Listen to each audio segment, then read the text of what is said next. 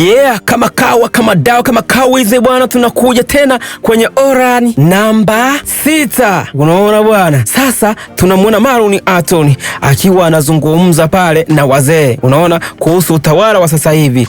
Anasema kwamba tumemwona Osman anaamua kumdondosha Oran na kumpa cheo kikubwa Aladdin. Je, hiyo unaichukuliaje kwa wanao hawa wawili? Huyu Marlon Anthony akasema mimi nachukulia kawaida. Osman alichokiona cha muhimu ndio iko ambacho mimi nasikiliza, sina jinsi. Aya, tuko ndani ya kai sasa. Mzee Osman kazidiwa, ana hali mbaya. Unamwona Oran anamuita Aladdin, Aladdin uko wapi? Baba anazidiwa huku. Mara wanaingia wakina Nilfa, alafu huko anazidi kuendelea kumtibu mke wake. Unaona bwana? Alafu unamuona hapo Nilfa anaonyesha kuogopa.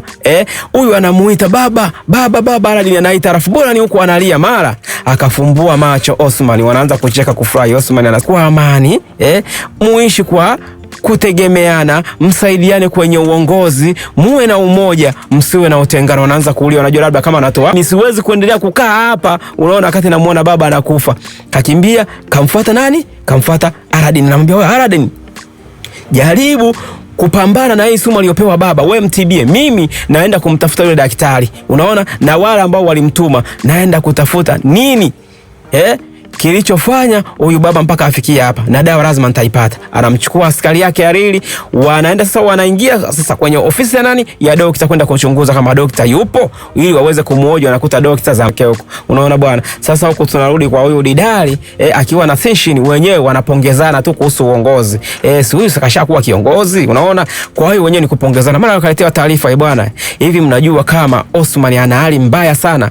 Osman ana hali mbaya muda wote anaweza akafosha. Muona anakutana na kikosi kingine kutoka kwa Tamrutush ambaye alimtuma kumpa Osman dawa. Anakuambia wewe kazi yako imeisha, nataka kumchoma kisu tu. Alima na wai akita baadaye aweze kufanyaje, kutoa siri na kuwapa dawa ya ile sumu. Alitumia njia gani na hiyo sumu ni aina gani? Wanapigana pale, bahati nzuri wanashinda. Sio unajua bwana, moto wa Oran kashashinda tayari. Wanamhoji daktari, haya tuambie ulitumwa na nani? Nakwambia, anasema bwana, mimi nitumwa na Telemwa. Ikoje na dawa na jinsi ya kutibu ile sumu unafanyaje? Akasema ngoja niwapeni. Anataka kuchomoa watu, anachukua kisu, anataka kumchoma Oran. Oran akigeuza, anamgusa shingoni, kisu kilikuwa kina sumu. Daktari na bwana wanafanyaje? Hawajapata hiyo dawa. Okay, tunamuona sasa Aladdin akiwa na Oyosenshin, wenyewe wanapanga jinsi ya kuitisha vikao.